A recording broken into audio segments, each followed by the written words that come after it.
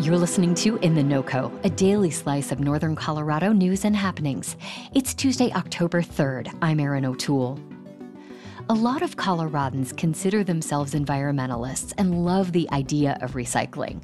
But our recycling habits are in the dumps. In 2020, the rate of recycling statewide was just 15%, less than half the rate nationwide. That's according to a report from the Colorado Public Interest Research Group and EcoCycle. It also found that our rate of plastic recycling, one of the most important materials to divert from water and landfills, was even lower. And maybe that's because the actual practice of it can be confusing. It seems like the rules are often changing. And let's not forget, recycling is expensive, both for residents and municipalities. To help sort through the confusion and the value of recycling, we reached out to Mark Snedecor, who directs recycling operations for Waste Management of Colorado, which now goes by the initials WM. Mark, welcome to In the NoCo. Thank you very much. Let me start by asking you, what are we doing wrong when it comes to recycling? Most of us really want to do the right thing and keep as much as we can out of the landfill, but sometimes it's complicated. What are some of the biggest recycling blunders you're seeing from your waste management perch that keep you up at night?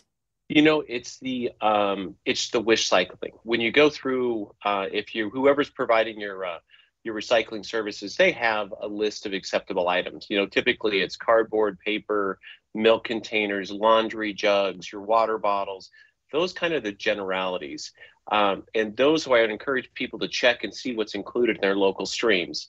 One of the biggest things you get is people are like, I don't understand. I've got this multi-flexible packaging thing, and I don't know if it's recyclable or not. I'm going to drop it in the can and hope it gets recycling, and they'll take care of it. Unfortunately, what happens when they wish cycle something, that same item that should have just gone in the garbage the first time winds up taking a really long trip to the same landfill, but it just tends to gum up the process and adds cost all the way along the way, and tends to sometimes even cause, harm to some of our employees. You mentioned that gumming up the works if people engage in wish cycling, which I love, and I'm stealing that. If people do throw trash into a recycling bin, does it mess up the whole batch?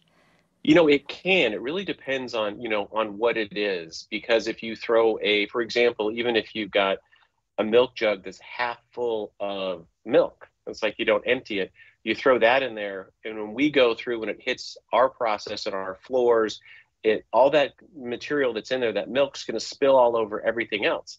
And if it gets onto the paper and it makes a paper wet, it gives a paper a bad smell, then we can't really recycle that paper, and we potentially could have to throw out, exponentially amounts of besides just a little bitty wet paper, because we bale everything into things that weigh close to a ton. Wow.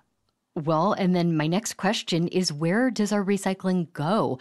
What happens with those giant 1-ton bales you just mentioned? After you drop it in the curb at your house or off at your local recycling center, we process it.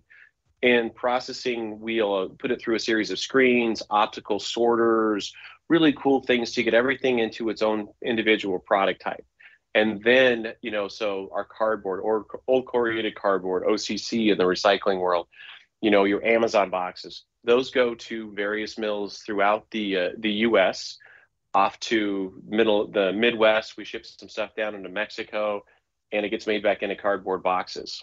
Paper goes off to become liner board, new Kleenexes, paper towels, things like that. The plastics for WM, we don't ship any plastics overseas. We always try to find the highest and best use of an end market that meets our strict standards, making sure that it's not going to wind up harming the environment someplace down the road because it's been mismanaged. That's interesting. And that makes me think about plastic recycling in general. I mean, here in the U.S., we've been led to believe it's okay to use as much plastic as we want because it's going to be recycled. But we've heard recent investigations from NPR and PBS that found it's not happening. Less than 10% of plastics get recycled here.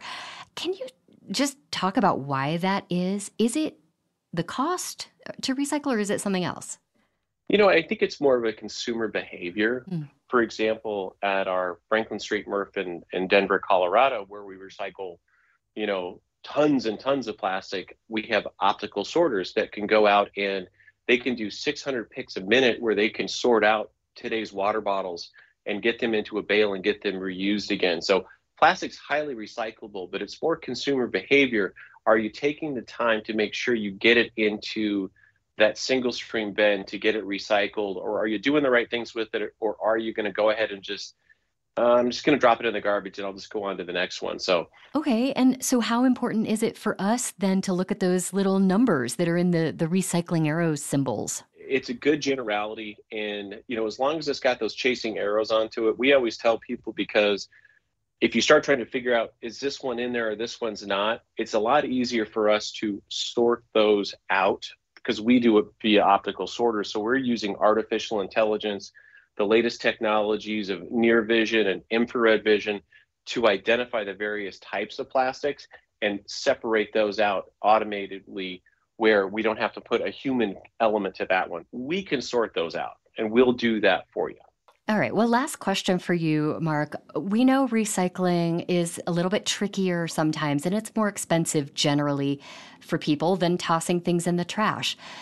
The ideal scenario is aiming to generate less waste overall.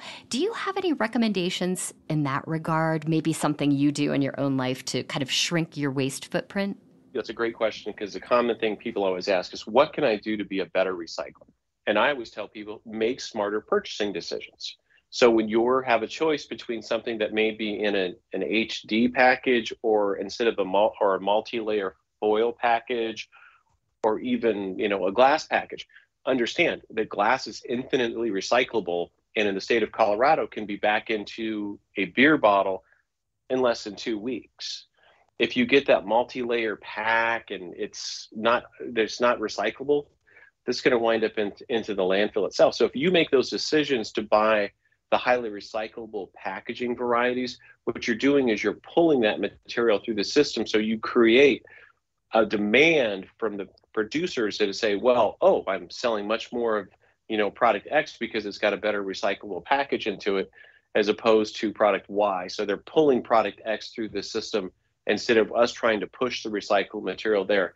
Okay. So thinking about the kind of packaging you're purchasing not only can help you in your own recycling, but it could even drive manufacturers to create more of the packaging that is more easily recyclable. That is 100% correct. You've simplified my words excellently on that one, Erin. I love this because I think so many of us want to do what we can.